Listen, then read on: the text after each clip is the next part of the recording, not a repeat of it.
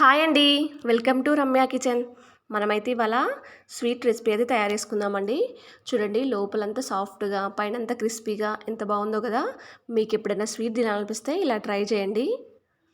ఇప్పుడైతే ఒక బౌల్ అయితే తీసుకోండి. దాంట్లో ఒక కప్పు వరకు సూజీ రవ్వ తీసుకోండి.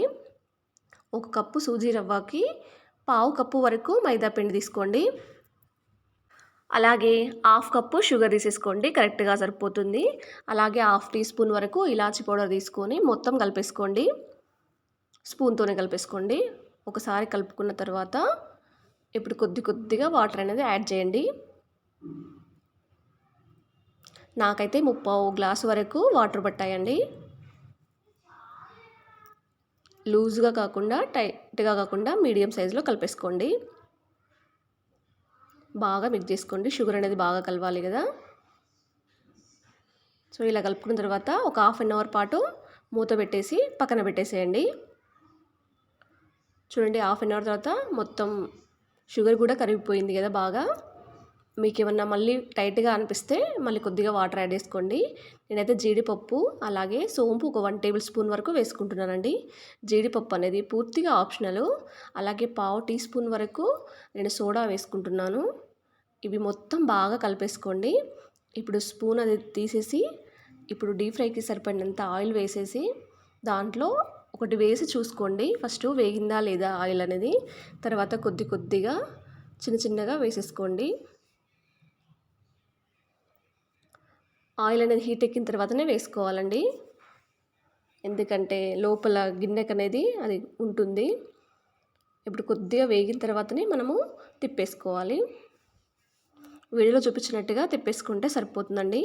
మీకు కొంచెం సాఫ్ట్గా కావాలనుకుంటే ఇలా తీసేయచ్చు. లేదు కొంచెం క్రిస్పీగా కావాలనుకుంటే ఇంకొంచెం వేగనివ్వాలండి. చూడండి, ఇప్పుడు వేగిపోయాయి కదా. ఒక 2 మినిట్స్ వరకు హై ఫ్లేమ్లో పెట్టుకొని కాల్చుకుంటే సరిపోతుందండి. కొంచెం వేగితేనే లోపలంతా సాఫ్ట్గా పైనంతా క్రిస్పీగా ఉంటాయండి. చూడండి, ఇప్పుడు వీడియోలో చూపించినట్టుగా కాల్చుకొని మనం అనేది ఒక బౌల్లోకి తీసేసుకుందామండి. ఇప్పుడు వీటిని మళ్ళీ ఒకసారి వేసుకుందాం మనం. మీకోసం మళ్ళీ ఒకసారి చూపిస్తాను చూడండి. అలా చిన్న చిన్నగా వేసుకొని కొద్దిగా వేగిన తర్వాతే వాటిని మళ్ళీ తిప్పేయాలండి, వెంటనే తిప్పేయకూడదు. చూడండి, అలా తిప్పేసిన తర్వాత ఫస్ట్ మనమైతే ఎలా కాల్చుకున్నామో అలా కాల్చుకుంటే సరిపోతుందండి. ఇలానే అన్నీ కాల్చుకుంటే సరిపోతుంది. మీరు కావాలంటే ఇంకొంచెం చిన్నగా కూడా వేసేసుకోవచ్చు. చూడండి ఎంత బాగా కాలిపోయాయో కదా. చూడండి, లోపలంతా సాఫ్ట్గా పైనంతా క్రిస్పీగా ఎంత బాగున్నాయో. మీరు ట్రై చేస్తే అవి ఎలా వచ్చాయో నాకు ఒకసారి కామెంట్ చేయండి. మీ ఫ్రెండ్స్కి షేర్ చేయండి.